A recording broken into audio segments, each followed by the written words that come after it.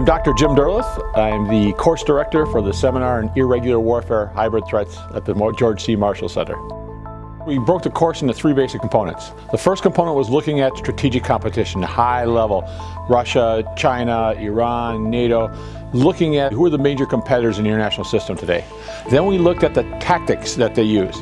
During the Cold War, you didn't have actual combat between US and Russian forces, or Soviet forces, but you had competition.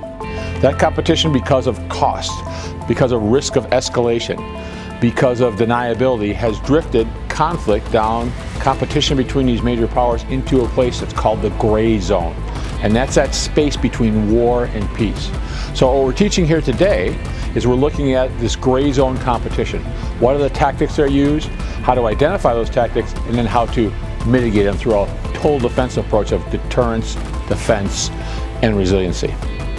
The course is relevant to our participants in the George C. Marshall Center because it's the biggest threat facing European security at the time. The hybrid threats is only going to increase as cyber, for example, as information becomes part of our lives. Having the ability to identify it and mitigate it is becoming increasingly important.